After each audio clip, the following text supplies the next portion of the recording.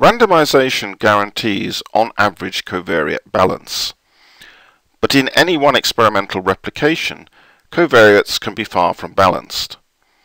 This histogram shows how the proportion of women in the treatment group varies over all our replications.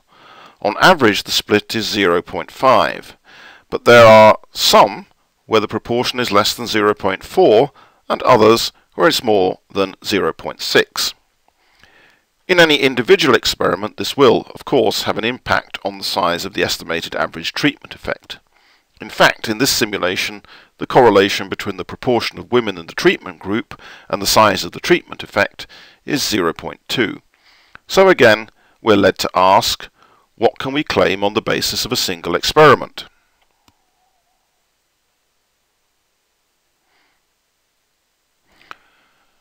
To answer this, let's examine just one of our replications, experiment number 2649. In this experiment, the estimated average treatment effect is 0.155, which lies at the 5th percentile of the distribution of estimates, corresponding to the orange line on the histogram.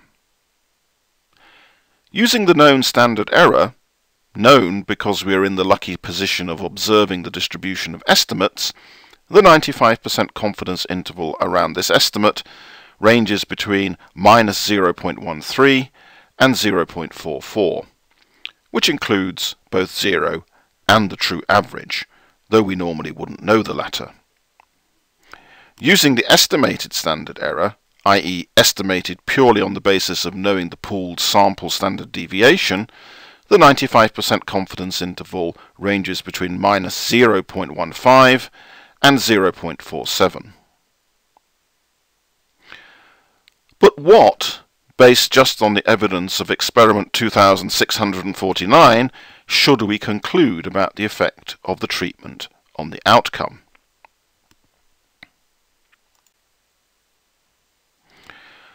We need something more than we have already.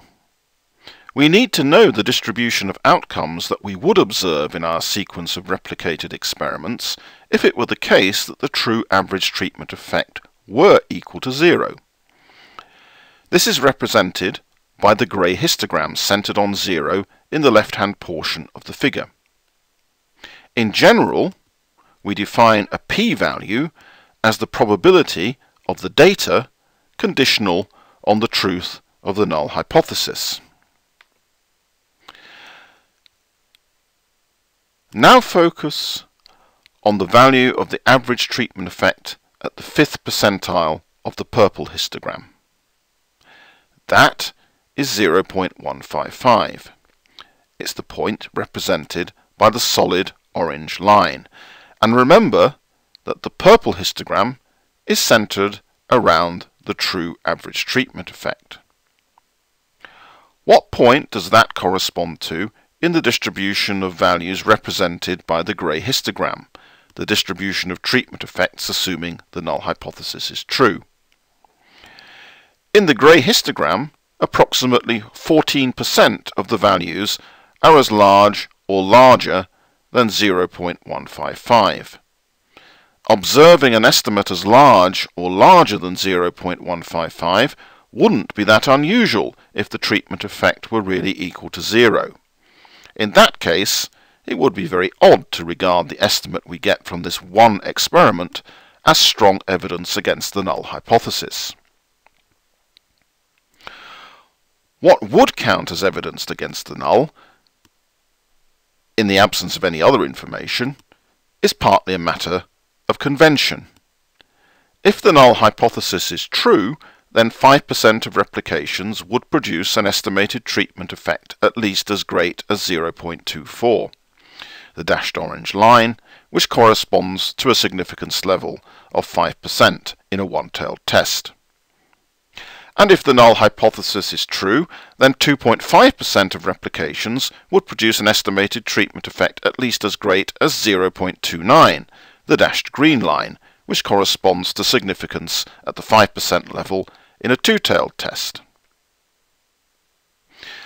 But, and this is very important, there is nothing sacred about passing an arbitrary threshold.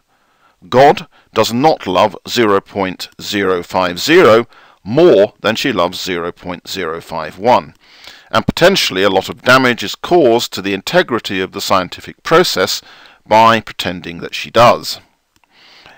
As social scientists, we are in fact rarely in a position where we're forced to make a binary yes or no decision that would necessitate adherence to strict thresholds. We rarely know absolutely nothing except the experimental evidence about the substance of the matter in hand, and over time, for any question that is of substantive importance, we would normally accumulate more experimental and more observational evidence. Getting an estimate in the tail of the distribution in a null hypothesis test simply allows us to reject the null with a known probability of being wrong. It does not protect us from actually being wrong.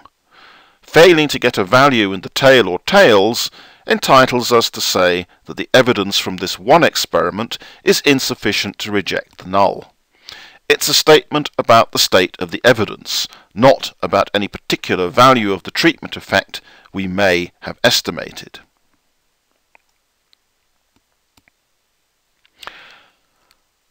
Which would then seem naturally to lead to this question. Is the null hypothesis that the average treatment effect is equal to 0 especially interesting or useful? Don't we know a priori that the average treatment effect is not literally 0? If that's the case, why are we testing for that? The most succinct answer to that which I know is provided by David Cox and Crystal Donnelly, two extremely distinguished statisticians, in their Principles of Applied Statistics, where they say, there may be no special reason for thinking the null hypothesis to be even approximately true. Its importance stems from the implication that, so long as H0 is reasonably consistent with the data, the sign or direction of the effect under study has not been securely established.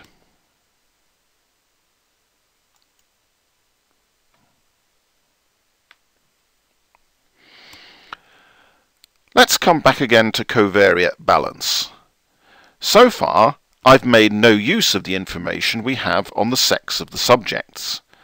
But we know that sex is relevant for the outcome.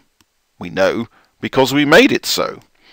It would make sense to use that information in the estimation of the average treatment effect. Not because sex is confounded with the treatment, it isn't, but because by blocking on a known relevant covariate, we reduce the variability of the estimates. If we run the simulation again using the same algorithm, but this time randomizing within sex, first 50 females to the treatment, second 50 to the control, next 50 to the males to the treatment, and so forth, then we get a histogram that looks like this. The standard deviation of the averages is slightly smaller than if we ignore sex in the randomization. The 5th percentile, the orange line, takes a value of 0.17. Before it was 0.155. In this particular case, blocking doesn't make that much of a difference. The reason is that variation attributable to sex is much smaller than the variation attributable to the random errors denoted by epsilon in our original data generation model.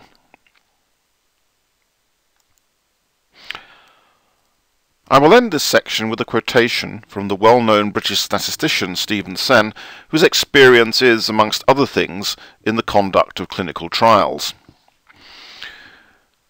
He says, "My view is that randomization should not be used as an excuse for ignoring what is known and observed, but that it does deal validly with hidden confounders. It does not do this by delivering answers that are guaranteed to be correct. Nothing can deliver that. It delivers answers about which valid probability statements can be made, and, in an imperfect world, this has to be good enough."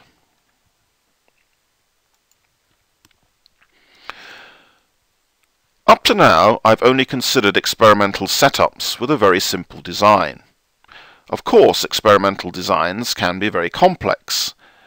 It's unnecessary for our purposes to learn about these, but one small refinement is worth mentioning. What we've looked at so far is sometimes known as a between-subject design, for the simple reason that the comparison of interest is a straightforward one between different subjects. It's also possible, and sometimes highly desirable, to adopt a within-subject design, such as the one shown in this slide. In this case, there are outcome measures taken for both the treatment and control group before the exposure of the treatment group to the treatment. So, for both groups, we have a within-subject baseline measurement, and the interest is in how that changes after treatment. It is conventional in research design texts that discuss experiments to distinguish between internal and external validity.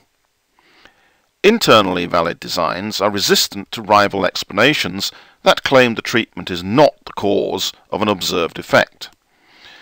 Good experimental designs seek to maximize internal validity against a number of threats. In other words, weaknesses of design that call into doubt the attribution of changes in values of the response variable to the experimental manipulation. In an observational context, this kind of idea is usually discussed in terms of having a good identification strategy.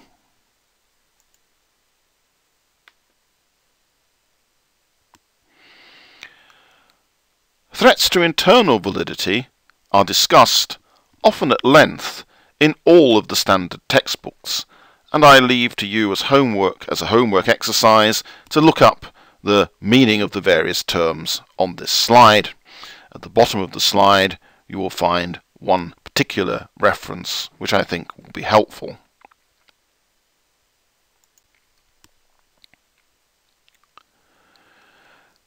External validity is about the generalizability of findings beyond the experimental setting.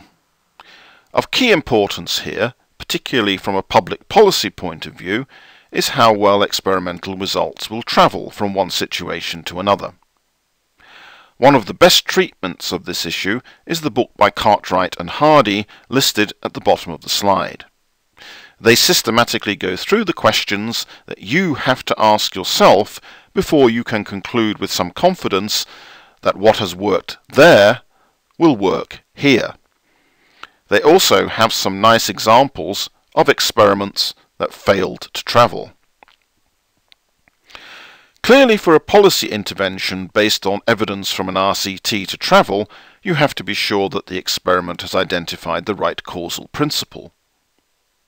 But this also has to be at the right level of abstraction.